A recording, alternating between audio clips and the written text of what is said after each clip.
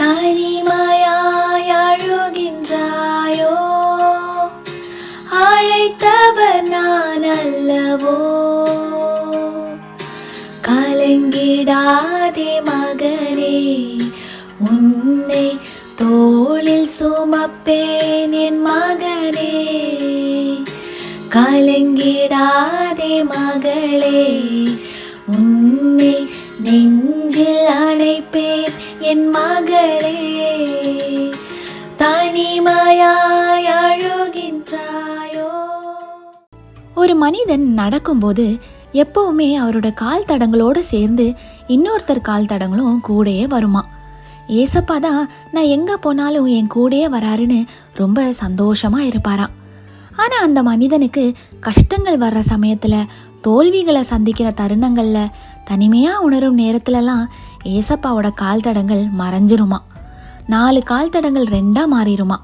அப்போ அந்த மனிதன் ஏசப்பா கிட்ட, என்ன ஏசப்பா, நான் சந்தோஷமா இருக்கிற நேரம் என் கூட வரீங்க, ஆனா நான் கஷ்டப்படும் போது என்னை விட்டுட்டு போயிடுறீங்களேப்பா, உங்க கால் தடங்களை என்னால பார்க்க முடியலையப்பா அப்படின்னு கேட்டாராம். அதுக்கு ஏசப்பா சொன்னது என்ன தெரியுமாங்க, நீ பாக்குற அந்த 2 கால் தடங்கள் உன்னோடது இல்ல, அது என்னோட கால் தடங்கள் தான். நான் உன்னை தோல்ல சுமந்து போயிட்டு இருக்கிறேன், அப்போ உன் கால் தடங்கள் எப்படி நிலத்துல படியும் அப்படின்னு கேட்டாராம்.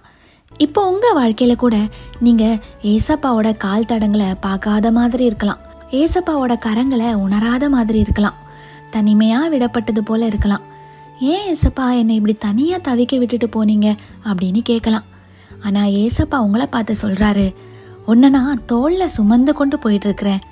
எனக்கு தெரியும் நீ ரொம்ப சோர்ந்து போயிருக்க, உன்னால ஒரு அடி கூட இதுக்கு மேல முன்னாடி எடுத்து வைக்க முடியாதுன்னு நீ நினைக்கிற. ஆனா கவலைப்படாத, நான் உன்னை தூக்கிக்கிட்டேன், உன்னை கரங்கள்ல ஏந்திக்கிட்டேன், எப்பவுமே உன் கூடயே தான் இருப்பேன்னு சொல்றாரு. ஏசாயா 46ஆம் அதிகாரம் 3-4 வசனங்கள்ல ஆண்டவர் நம்ம மேல வச்சிருக்கிற அன்பு அவ்வளோ அழகா வெளிப்படுதுங்க. தாயின் வயிற்றில் தோன்றினது முதல் உங்களை ஏந்தி, தாயின் கற்பத்தில் உற்பத்தியானது முதல் உங்களை தாங்கினேன். உங்கள் முதிர் வயது வரைக்கும் நான் அப்படி செய்வேன், நரை வயது மட்டும் நான் உங்களை தாங்குவேன்.